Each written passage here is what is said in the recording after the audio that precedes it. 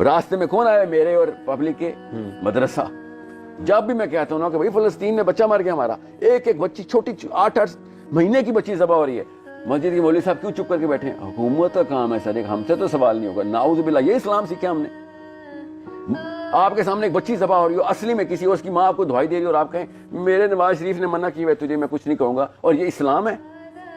آپ لوگوں کو یہ اسلام پہنچا کہ ہاں جی یہی پہنچا ہے، اس لیے مدرسہ ڈاؤن ہوا ہے، اس لیے کوئی عزت نہیں کرتا. 7 اکتوبر کے بعد تو کسی عالم کو میرے سامنے بیٹھنے کی ضرورت نہیں ہونی چاہیے، کیونکہ یہ سوال میں کرتا ہوں کہ فلسطین کی بچی کے پیچھے آپ لوگوں نے پوری کی پوری حکومت کو گردن سے پکڑ کے فلسطین کیوں نہیں بھیجا؟ آپ کے پاس تو مسجدیں تھیں، لاکھوں میں مسجد تھی، مگر آپ کے پاس پتہ کیا تھا؟ آپ کے پاس وہ فتویٰ تھا کہ نہیں، ان لوگوں کے خلاف میں نے بات نہیں کرنی. ایسے فلسفے پہ بھی لعنت ہو، ایسی سوچ پہ بھی لعنت ہو کہ جو ایک فلسطین کے 30,000 بچوں، اور کیا اس سے بھی سخت، اس گولی سے سخت ہوئے الفاظ ہیں جو بچی کے 8 مہینے کی بچی کے گلی میں اسرائیل کی گولی لگتی ہے، اس سے بھی سخت الفاظ ہیں. محمد بن سلیمان کی بیعت کرنا سخت ہے یا پھر اس بچی کو مرنا سخت ہے؟ آپ مجھے بتائیں کون سی چیز زیادہ سخت ہے؟ بہت آسان کر کے میں بتا رہا ہوں آپ کو. سوال ہم سب کے دلوں میں ہے. اکتوبر کے بعد مجھ جیسے مسلمان کو نہیں چین آنا. میرے سامنے تو جب کوئی مولوی صاحب آتے ہیں تو میں ان کو یہ دیکھتا ہوں کہ بھائی عین موقع پہ چھپ کے بھاگ جاتے ہو، اور وہ بھی فتووں کی آڑ میں، اور سر پہ قرآن رکھا ہوتا ہے. یہ اسلام نے یہ سکھایا کہ فلسطینیوں کو مرنے دینا ہے؟ یہ کون سا اسلام ہے جو ہم تو کفار کو مرنے نہیں دیتے؟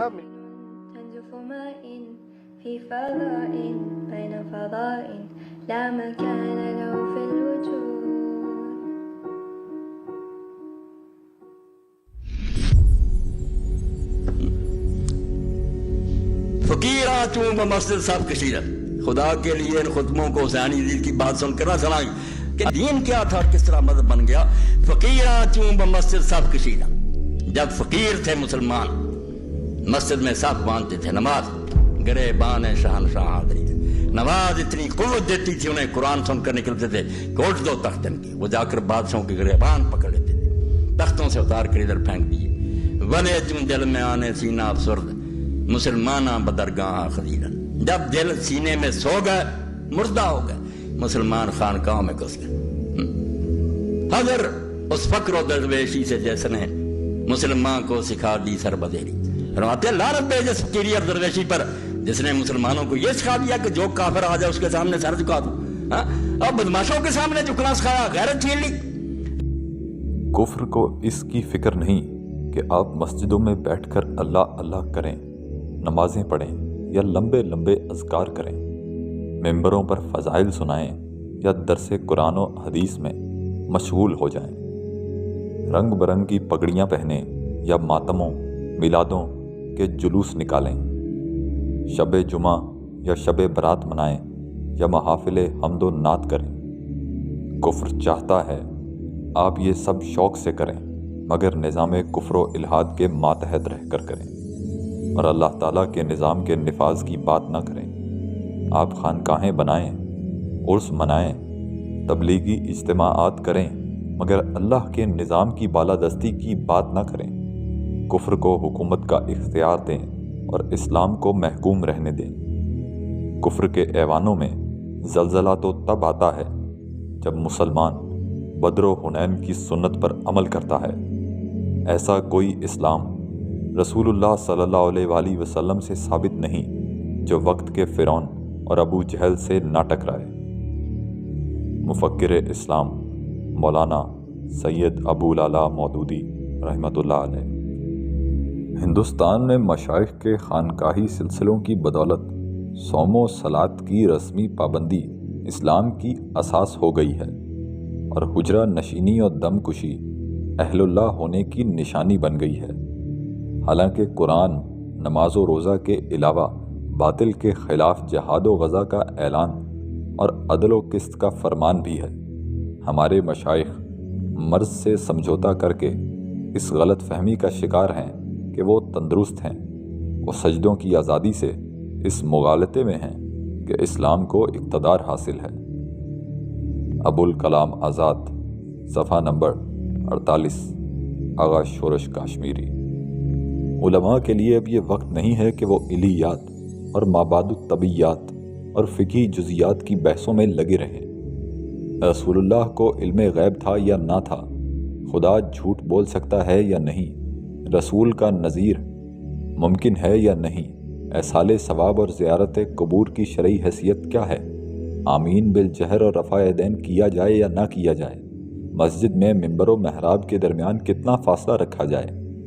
یہ اور ایسے ہی بیسیوں مسائل جن کو طے کرنے میں آج ہمارے پیشوایان دین اپنی ساری قوتیں ضائع کر رہے ہیں، دنیا کے لیے کوئی اہمیت نہیں رکھتے، اور ان کے طے ہو جانے سے ہدایت و ضلالت کی اس عظیم الشان لڑائی کا تصفیہ نہیں ہو سکتا جو اس وقت تمام عالم میں چھڑی ہوئی ہے۔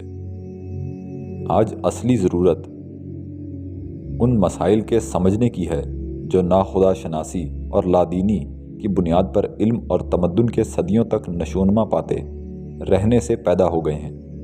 ان کی پوری تشخیص کر کے اصول اسلام کے مطابق ان کا قابل عمل حل پیش کرنا وقت کا اصلی کام ہے۔ اگر علماء اسلام نے اپنے آپ کو اس کام کا اہل نہ بنایا اور اسے انجام دینے کی کوشش نہ کی تو یورپ اور امریکہ کا جو حشر ہوگا سو ہوگا، خود دنیا اسلام بھی تباہ ہو جائے گی، کیونکہ وہی مسائل جو مغربی ممالک کو درپیش ہیں تمام مسلم ممالک اور ہندوستان میں پوری شدت کے ساتھ پیدا ہو چکے ہیں، اور ان کا کوئی صحیح حل بہم نہ پہنچنے کی وجہ سے مسلم اور غیر مسلم سب کے سب ان لوگوں کے الٹے سیدھے نسخے استعمال کرتے چلے جا رہے ہیں جو خود بیمار ہیں۔ اب یہ معاملہ صرف یورپ اور امریکہ کا نہیں بلکہ ہمارے اپنے گھر اور ہماری آئندہ نسلوں کا ہے۔ تنقیحات۔ مذہب کے دکانداروں نے جہل و تقلید اور تعصب و ہوا پرستی کا نام مذہب رکھا ہے، اور روشن خیالی و تحقیق جدید کے عقل فروشوں نے الحاد و بے قیدی کو حکمت و اجتہاد کے لباس فریب سے سنوارا ہے۔ نہ مدرسے میں علم ہے، نہ محراب مسجد میں اخلاص، اور نہ میکدے میں رندان بے ریا۔ ارباب صدق و صفا ان سب سے الگ ہیں اور سب سے پناہ مانگتے ہیں، ان کی راہ دوسری ہے۔ تذکرہ صفحہ نمبر 40۔ ابوالکلام آزاد۔ ملا کی نظر نور فراست سے ہے خالی، بے سوز ہے میں خانہ صوفی کی مے ناب۔ اے وادی لولاب، آج تیرے شریعت اور طریقت کے علمبرداروں کی حالت ناگفتہ بے ہے۔ شریعت کے حامل مولوی، ملا اور علماء بصیرت کے اس نور سے بے بہرہ ہیں جس سے وہ مسلمانوں کو درپیش معاملات کی اصلیت کو پا سکیں اور انجام تک کو دیکھ سکیں۔ صوفی جو یہ دعویٰ کرتے ہیں کہ ان کے پاس وجدان کی شراب ہے اور یہ خالص شراب پی کر آدمی اللہ میں مست اور ہر دوسری مستی سے کنارہ کش ہو جاتا ہے، وہ بھی رسم کے صوفی رہ گئے ہیں۔ ان کے شراب خانے میں اب وہ خالص شراب جس کو پی کر پینے والے کی روح میں حرارت پیدا ہو جائے باقی نہیں رہی ہے۔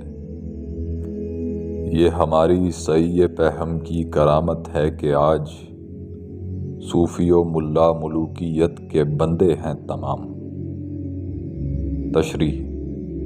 شیطان کا پہلا مشیر کہتا ہے، یہ ہماری لگاتار کوشش کا عقل کو حیران کر دینے والا نتیجہ ہے کہ آج تصوف، طریقت اور دین شریعت کے میدانوں کے لوگ صوفیانہ اور دینی روح سے بیگانہ ہو کر بادشاہت کے غلام بن چکے ہیں۔ وہ صوفی جن کے بوریا کے آگے کبھی تخت جھکتے تھے آج خود بادشاہوں کے تخت کا طواف کر رہے ہیں۔ یہی صورتحال علماء دین کی بھی ہے۔ کل تک جو جابر سلطان کے سامنے کلمہ حق کہنے سے خوف نہیں کھاتے تھے آج مصلحت کا شکار ہو کر ان کی ہاں میں ہاں ملا رہے ہیں۔ کیا صوفی و ملا کو خبر میرے جنوں کی، ان کا سرے دامن بھی ابھی چاک نہیں ہے۔ اقبال کے ہاں جنون کا لفظ تقریباً عشق کا ہم معنی ہے۔ عشق دنیا کو بہتر جگہ بنانے کی شدید خواہش کا نام ہے۔ صوفی اور ملا دعویٰ کرتے ہیں کہ وہ انسانوں، مسلمانوں کے خادم ہیں، لیکن ان کے ہاں معاشرے کو سنوارنے کی وہ خواہش مجھے نظر نہیں آتی جو میرے دل میں ہے، بلکہ ان کے ہاں انسانوں سے ذرا سی محبت بھی موجود نہیں۔ ان کے دامن تو ابھی پوری طرح سلامت ہیں، یعنی وہ بالکل نارمل معمولی زندگی گزار رہے ہیں، جبکہ عشق و جنون میں انسان اتنا بے قرار ہوتا ہے کہ معمول کی کیفیت سے ہٹ جاتا ہے۔ اقبال نے صوفی اور ملا سے اپنا تقابل کیا ہے اور بتایا ہے کہ مجھے ملت سے شدید محبت ہے جو جنون کی حد تک پہنچی ہوئی ہے، جبکہ صوفی اور ملا کے دل ملت کی محبت سے بالکل خالی ہیں۔ شیر مردوں سے ہوا بیشائے تحقیق تہی، رہ گئے صوفی و ملا کے غلام اے ساقی۔ تحقیق کا جنگل خدا کے شیروں اور جواں مردوں سے خالی ہو گیا۔ اے ساقی، اب وہی لوگ باقی رہ گئے ہیں جو یا تو صوفیوں کے غلام ہیں یا ملاؤں کے۔ اے خدا، مسلمانوں میں مدتوں سے تحقیق کا ذوق ختم ہو چکا ہے۔ خانقاہوں اور مدرسوں میں جو لوگ مسند ارشاد و درس پر بیٹھے ہوئے ہیں وہ زیادہ تر اسلاف پرستی اور تقلید میں مبتلا ہیں، جس کا نتیجہ یہ ہے کہ علمی ترقی بند ہو گئی ہے۔ ان غلاموں کا یہ مسلک ہے کہ ناقص ہے کتاب، کہ سکھاتی نہیں مومن کو غلامی کے طریق۔ جلوت و خلوت کے یہ دونوں گروہ، خاص کر علماء دین، محکومی اور غلامی کے دور میں اس قدر بدل چکے ہیں اور غلامی سے اس حد تک مانوس ہو چکے ہیں کہ اس بنا پر وہ قرآن میں بھی یہ نقص نکال رہے ہیں کہ یہ لوگوں کو غلامی پر قناعت کرنے کی تعلیم کیوں نہیں دیتا۔ چنانچہ بعض نے اعلاناً سرعام یہ کہہ دیا کہ اس دور میں جہاد مسلمانوں پر حرام ہے اور انگریزی سلطنت کے ساتھ وفاداری عین دین ہے۔ قرآن میں اگر اجتہاد کیا بھی تو ان علماء سو نے الٹے رخ کیا، سیدھے رخ نہیں کیا۔ ہندوستان میں مسلمان جو دینی علوم پڑھتے ہیں وہ صرف درسی کتابوں کے مطالعے کو کافی سمجھتے ہیں۔ دین اسلام میں جو حکمت ہے، شریعت میں جو نکات اور اسرار مخفی ہیں، ان کی تحقیق کا کسی میں ذوق نہیں ہے، نہ کہیں عمل کی طرف اور رغبت نظر آتی ہے، نہ علماء میں غور و فکر کا مادہ دکھائی دیتا ہے۔ اب رہے صوفی تو ان میں بھی جرت غور و خوض نہیں ہے۔ افسوس، یہ سب غلامی اور قرآن تقلید اور ذوق تحقیق کے زوال کا نتیجہ ہے۔ اور جو لوگ علم دین پڑھتے ہیں ان کی حالت یہ ہو گئی ہے کہ وہ اپنے آپ کو تو دین کے سانچے میں ڈالتے نہیں، بلکہ دین کو اپنے خیالات کے تابع بناتے رہتے ہیں۔ غلامی میں ان کی فطرت عزت اس درجے نے مس کر دی ہے کہ کتاب اللہ سے کفار کی غلامی کے جواز کی دلیلیں تلاش کرتے ہیں۔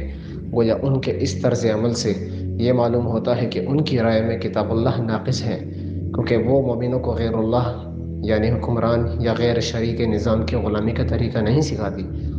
اس شعر میں ان دنیا پرست علماؤں کی طرف اشارہ ہے جنہوں نے انگریزوں اور دوسرے کافروں کو غیر شرعی حکومت کو اپنے ناقص عقل سے اجتہاد کر کے قرآن اور حدیث کی روح سے مسلمانوں کے لیے رحمت قرار دیا، اور مسلمانوں کو یہ مشورہ دیا کہ ان دشمنان دین کی حمایت کریں۔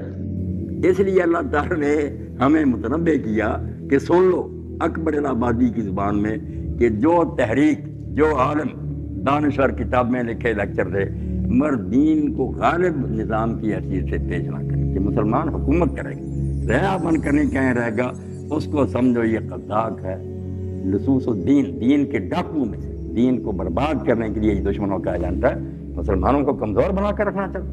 مسلمان دنیا میں کسی کے محتاج رہنے کے لیے نہیں آیا۔ اکبر الآبادی مرحوم نے کہا کہ اگر دین کے ساتھ قوت نہ ہو تو وہ کیا ہے؟ فقط ایک فلسفہ، نہیں مذہب میں غرض و حکومت صرف بعض ہیں تو وہ کیا ہے؟ فقط ایک فلسفہ، خیالی باتیں ہیں۔ دین تو وہ ہے جس کے ہاتھ میں طاقت ہوگی، وہ نظام چلائے گا، جو اس کی مخالفت کریں گے ان کو سزائیں ملیں گی، دنیا میں امن قائم کرے گا اپنے اصولوں کے تحت۔ اس لیے حکومت اسلامی، اس کے بغیر دین نام کی کوئی شے، کوئی مذہب ہو سکتا، دھرم ہندوازم کی طرح یا عیسائیوں کی طرح، اسلام جو اللہ کے نبی لے کر آئے وہ حکومت سے الگ نہیں ہو سکتا۔ اس تو رب دے بندیو اینو کوئی نہ سمجھے بھی مینوں کوئی چسکا نہیں، میری روح چ وڑیا، اگر قرآن دی حکومت قائم نہیں ہوتی تو میری نماز روزہ تواڈے حج زکاتاں سب بیکار ہے. اسی ایک دنیاوی دھندا کر رہے ہیں کہ خدا دی کتاب جڑی الماریاں چ بند ہے اور بندیاں دے بنائے حکم جڑے دنیا چل رہے. یہ غیرت اور جوش اگر اسلام سارے چ نہیں پیدا کرتا تو عیسائیاں دا مذہب ہے, بدھاں دا مذہب ہے کہ پوجا پاٹ کری جاؤ تو بس ٹھیک ہے. اسلام نال دا کوئی تعلق. اسلام جتھے قرآن لے کے آیا وہ نال تلوار لے کے آیا. ایویں نہیں کسی وٹ دی ظلم مٹاؤ دی, بالکل بے گناہ دا خون اللہ دے رسول نے ڈکیا. یہ جھوٹ بولتے ہیں مسلمان میں وڑتا پھرتا. مسلمان دی تلوار مظلوماں دی حمایت لی, بھاویں عیسائی تے ظلم ہوئے ہندو تے. اسی ظلم روکنا, کلمہ نہیں پڑھاؤنا. کلمہ اگلے کی مرضی, پڑھنا چاہتا جنت جانا جاوے, نہیں جانا چاہتا نہ ریا بن کے رہے, گرجاں رہے, اپنی عبادتاں کرے, دین ساڈا ویکھے, چنگا لگے من لے.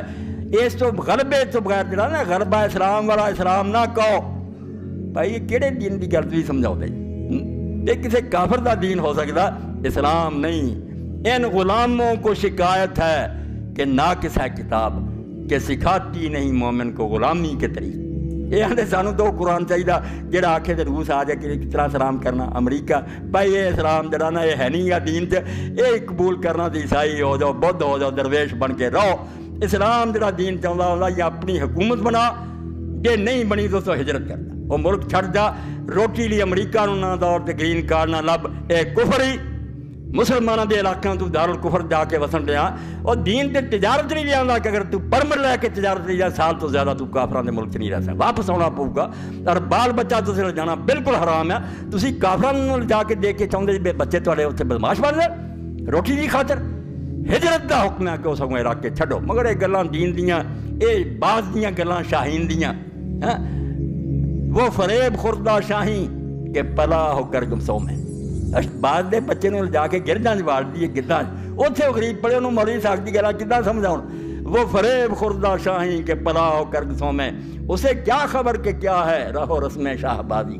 اور بعد اچے اڑتے ہیں, وہ کوے نہیں ہوں مردار کھاندے, اسی کوے بن چکے ہیں. روٹی لبے پاوے سکھ آ جانے ہندو آ جائیں, یہ نہیں اسلام. اس راز سے واقف ہے نہ ملا نہ فقیر, وحدت افکار کی بے وحدت کردار ہے خام. افسوس نہ ہمارے علماء اس راز سے واقف ہیں نہ فقہا کہ جب تک قوم میں کردار کی وحدت پیدا نہ ہو, افکار کی وحدت اگر پیدا ہو بھی جائے تو کوئی فائدہ نہیں دیتی. حقیقت حال یہ ہے کہ آج کے مسلمانوں میں نہ وحدت کردار ہے نہ وحدت افکار ہے. آج کے پیشہ ور دینی رہنما توحید کی باتیں تو بہت کرتے ہیں, لیکن ان کا اپنا کردار اس سے بالکل مختلف ہے, جس کی وجہ سے مسلمان قوم میں بھی خیالات و اعمال کی یگانگت موجود نہیں, بلکہ ہر طرف منافقت نظر آتی ہے. واضح رہے کہ زبان سے لا الہ کہنے سے کچھ حاصل نہیں ہوتا جب تک ہمارا عمل ہمارے اس قول کی گواہی نہ دے. خرد نے کہہ بھی دیا لا الہ تو کیا حاصل, دل و نگاہ مسلمان نہیں تو کچھ بھی نہیں. قوم کیا چیز ہے, قوموں کی امامت کیا ہے, اس کو کیا سمجھیں یہ بیچارے دو رکعت کے امام. آخر میں اقبال اس بات پر افسوس کرتے ہیں کہ ہمارے موجودہ امام جو صرف نمازوں میں امامت کراتے ہیں, یہ لوگ اس حقیقت سے واقف نہیں ہیں کہ قوم کا مفہوم کیا ہے اور قومیں کیسے برسر عروج آتی ہیں اور ان کی امامت و قیادت کیسے کی جاتی ہے. یہی وجہ ہے کہ وہ قوم کی رہنمائی سے قاصر ہیں. ایسے پیشہ ور اور خودغرض علماء, فقیہ اور امام جن کی باتیں علامہ نے مذکورہ بالا اشعار میں کی ہیں, یہ جو 2 رکعتیں پڑھانے والے امام ہیں, وہ بیچارے اس حقیقت کو کیوں کر سمجھ سکتے ہیں کہ قوم کیا شے ہے اور قوموں کی امامت کیوں کر کی جاتی ہے. گویا نام نہاد ملا محض سجدے کرانا جانتے ہیں, لیکن ملت کو کس طرح ایک زندہ و قوی اور باعظمت ملت بنانا ہے اس سے وہ بے خبر ہیں. وہ شوق و جذبہ عمل سے دور ہیں. اقبال کی نظر میں امام برحق کی تعریف یہ ہے وہی تیرے زمانے کا امام برحق, ہے وہی تیرے زمانے کا امام برحق جو تجھے حاضر و موجود سے بیزار کرے۔ ہر نفس ڈرتا ہوں اس امت کی بیداری سے میں، ہے حقیقت جس کے دین کی احتساب کائنات۔ آج احتساب کا لفظ تو بدتمیز لوگوں کے لیے استعمال ہوتا ہے۔ اب یہ ہے شیطانی آرڈر جس کو لوگوں نے نافذ کیا ہے، خبردار احتساب کا نام ہے، محاسبہ تو اللہ نے کرنا ہے۔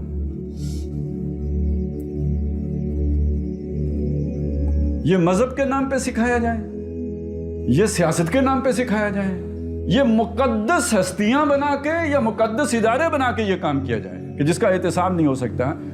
یار ان مقدس ہستیوں میں محمد رسول اللہ سے بڑھ کر کون سی ہوگی؟ حضرت ابو عمر سے بڑھ کر کون سی مقدس ہستیوں؟ محمد رسول اللہ اپنے آپ کو احتساب کے لیے پیش کر رہے ہیں۔ حضرت ابو بکر فرما رہے ہیں میں سیدھا چلوں میری اطاعت تم پر فرض ہے، میں ٹیڑھا ہو جاؤں مجھے سیدھا کرنا تم پر فرض ہے۔ حضرت عمر کا واقعہ تو سب کو معلوم ہے کہ بھئی یہ آپ کے کپڑے کدھر سے بن گئے۔ میری بات سنیں، یہ شے وہاں قدر کے طور پر، ویلیو کے طور پر لوگوں کے ذہنوں میں بٹھائی نہ گئی ہوتی، کسی کو جرت ہو سکتی تھی کہ خلیفہ وقت کو خطبہ دیتے وقت اٹھ کے کہہ دے؟ یہ وہاں معروف تھا تبھی تو کہہ دیا، غیر معروف ہوتا سارے لوگ اتنی موٹی موٹی آنکھیں نکال کے دیکھتے یہ بدتمیز کہاں سے آ گیا، گستاخ، ناہنجار، اس کی آخرت برباد۔ آج تو یہی ہوتا ہے۔ آپ ذرا کسی حضرت عمر تو خیر حضرت عمر تھے ایک جھوٹے مکار دغا باز فراڈی، کوئی پیر آپ کو ٹکر جائے، کوئی امیر آپ کو ٹکر جائے، اس سے ذرا پوچھ کے دیکھیں بڑی مجلس میں لوگوں نے آپ کے چھتڑے نہ اڑا دیے تو کہنا، اور آپ کی نسلوں کے اوپر سے بھی بدتمیزی کا داغ نہیں دھلے گا۔ اور ویسے مرنا سب نہیں ہوتا ہے، جب مریں گے تو پھر بھی یہی کہیں گے اس لیے مر گیا ہے کہ اس نے وہ فلانے صاحب کی گستاخی کی تھی۔ تو اب معروف منکر ہو گیا، منکر معروف ہو گیا، تو جس کے دین کی حقیقت ہی احتساب کائنات ہے اس کو یہ سکھا دینا ہے کہ احتساب اپنا بھی نہیں کرنا ہے۔ وہ حاسبوا انفسکم قبل ان تحاسبوا، اپنا احتساب بھی نہیں کرنا، نہ کسی کے بارے میں آدمی کو مثبت سوچنا چاہیے۔ کیسے سوچنا چاہیے؟ مثبت سوچنا چاہیے۔ اب وہ مجھے نام نہیں، یہ جو آپ کے موٹیویشنل سپیکر ہوتے ہیں، گلاس آدھا بھرا ہوا ہے کہ آدھا خالی ہے؟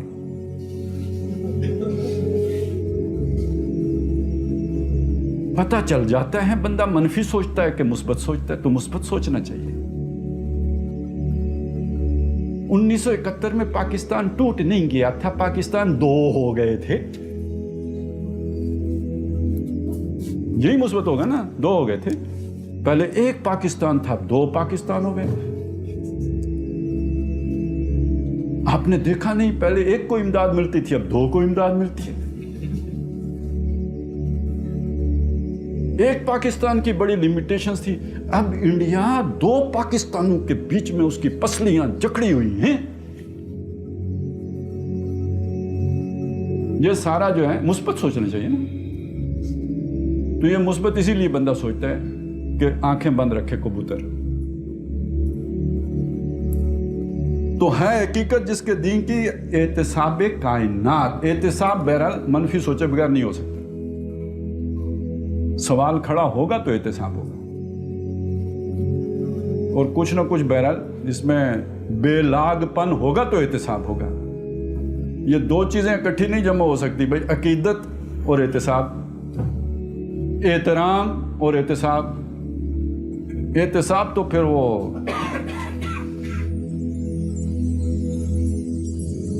کھرا برا کام ہے۔ ابھی جو میں نے غلامی کی تشریح کی تھی نا کہ بھئی اس کے اندر بغاوت نہ پیدا ہو جائے، اس کے اندر احتساب کرنے کا جذبہ نہ پیدا ہو جائے، یہ کسی کو سوال کرنے جوگا نہ ہو جائے۔ اس کے برعکس جو بھی صورتحال ہے وہ اصل میں خانقاہی تصور ہے وہ عیاشیوں میں پیدا ہو، وہ جناب جو آج کل نئے نئے خوبصورت پیارے پیارے سونے سونے نظریات غامدی صاحب دے رہے ہیں، اس سے پیدا ہو، کیونکہ اتنی میٹھی منطق ان کی ہے کہ اتنی میٹھی چھری کسائی کی بھی نہیں ہوتی۔ یعنی یہ والا سارا کام کہ بندہ غلام کا غلام رہے، اس کے اندر بغاوت نہ پیدا ہو، جتنے سونے طریقے سے غامدی صاحب کرتے ہیں، آدم علیہ السلام کے ساتھ اتنے سونے طریقے سے اس بڑے بابے نے بھی نہیں کیا ہوگا۔ وغرہما بغرور فدلہما بغرور، تو اس نے دلیلیں دے دے کے جھوٹ کی، ان کو قائل کر لیا کہ یہ دانہ کھا لو۔ غامدی صاحب بھی کمال کرتے ہیں ویسے، قرآن مجید میں کہیں سود دینے سے تو منع نہیں کیا گیا، کھانے سے منع کیا گیا ہے۔ الذین یاکلون الربا یا ایھا الذین آمنوا لا تاکلوا الربا، یہ مولویوں نے ایویں کھینچ کے تو دینے کو بھی منع کر دیا، حالانکہ کھانا منع تھا۔ تو بھائی کوئی کسی کو دے نہ تو کھائے گا کیا، اور کوئی کھائے نہ تو کوئی دے گا کیسے؟ اور ویسے تو قرآن کہتا ہے نا کہ تعاون نہ کرو برائی پر، وَلَا تَعَاوَنُوا عَلَى الْإِثْمِ وَالْعُدْوَانِ، اگر چلیں کھانا ہی منع ہے، میں کسی کو کیوں کھلاؤں؟ سوچنے کی بات ہے نا، خنزیر کھانا منع ہے نا، میں آپ کو ڈش پیش کروں تو میں نہیں گناہ گار ہوں گا؟ کیا کہتی ہے ویسے آپ کی عقل شریف؟ تو اگر اس خنزیر سے 1000 گنا بڑا حرام جو ہے وہ سود ہے، اور میں کسی کو کھلا رہا ہوں تو مجھے کوئی گناہ نہیں ہوگا۔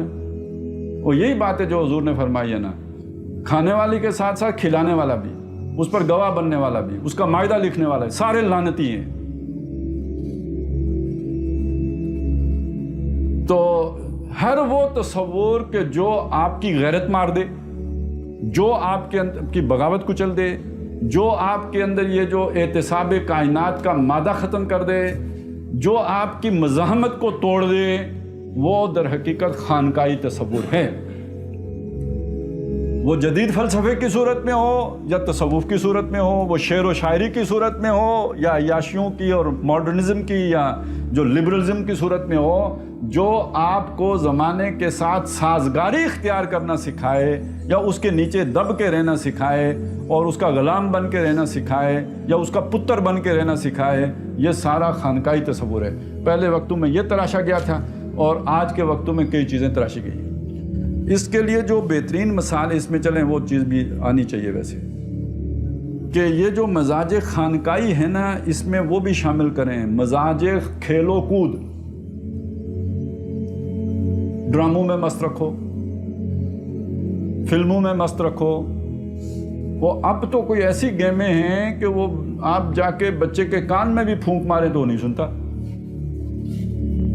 یعنی اتنا تو میرا خیال ہے کوئی صوفی بھی اس طرح مستغرق فی اللہ نہیں ہوتا جتنا یہ مستغرق فی الگیم ہو جاتے ہیں۔ اور اسی میں پھر شامل کر لیجئے یہ جو روز کہانی نہیں آ جاتی، اور حریم شاہ اتھیں پھڑی گئی، مینار پاکستان تے اے ہو گیا، یہ جو ساری کہانیاں آتی ہیں یہ بھی تو آپ کو آپ کی توجہ اپنی طرف کھینچ لیتی ہے۔ اور پھر پوری فلم انڈسٹری، پوری سپورٹس انڈسٹری، یہ سب کیا ہے؟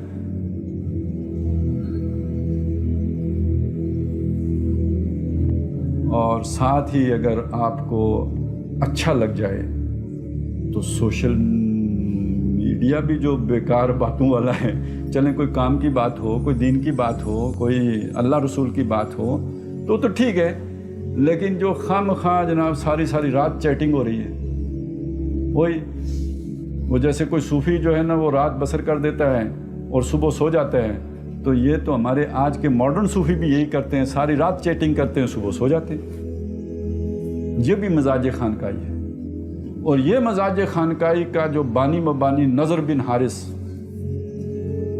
جو لونڈیاں لے کے آیا تھا مصر سے اور کہانیاں لے کے آیا تھا یمن سے یا ایران سے، اور رات کو لوگ کہتے ہیں کیا قرآن سننے جاؤ گے، پڑھنے جاؤ گے، ادھر آؤ ہم آپ کو سٹوریاں سناتے ہیں اور خوبصورت چہروں سے سناتے ہیں۔ وہ خوبصورت چہرہ کہانی سنا رہا ہو تو کہانی ویسے ہی خوبصورت ہو جاتی ہے. کہانی بیکار بھی ہو، سنانے والا چہرہ حسین ہو تو کہانی میں جان پڑ جاتی ہے.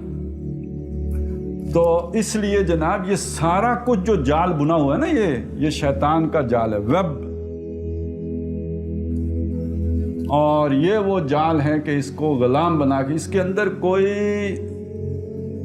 نعرہ مستانہ لگانے کا جذبہ باقی نہیں چھوڑنا. یہ مست رکھو ذکر و فکر صبح گائی میں اسے. تو یہ یعنی ذکر و فکر صرف وہی والا نہ لیں مراد، یہ سارا کچھ لے لیں تو چلیں. وہ تو پھر بھی چلیں، اس سے کوئی نیلی پیلی روشنی تو نظر آتی ہوگی، اس سے تو بڑی ٹیڑھی میڑھی لائنیں کھنچ جاتی ہیں دماغ میں. تھوڑے عرصے کے بعد بندہ سائیکو ہو جاتا ہے. تو یہ جناب اس نے جو شیطان نے اپنے مریدوں کو اور اپنی پارٹی کو اور اپنے سپاہیوں کو جو ٹاسک دیا ہے تا صبح قیامت تک کے لیے، وہ بس یہ ہے کہ مومن کو محروم یقین رکھنا ہے، مومن کے اندر کوئی بغاوت کا جذبہ نہ پیدا ہونا. اچھا وہ اب آ جائے نا، وہ 2 شعر یاد کریں اقبال کے. ہے وہی تیرے زمانے کا امام برحق جو تجھے حاضر و موجود سے بیزار کرے. اور آخری شعر اس نظم کا کیا ہے؟ فتنہ ملت بیضا ہے امامت اس کی جو تجھے سلاطین کا پرستار کرے. تو وہ پیر صاحب ہوں، وہ کوئی بہت بڑے اسکالر صاحب ہوں، دانشور صاحب ہوں،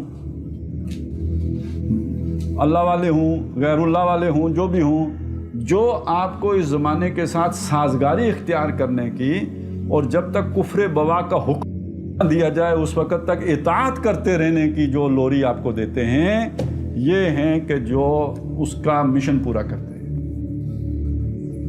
اور جو آپ کو بیزار کرتا ہے، چونکہ یہ اس وقت پوری دنیا شیطان کی دنیا، ہم رخصت ہوئے اور انہیں سنبھالی دنیا، پھر نہ کہنا ہوئی توحید سے خالی دنیا.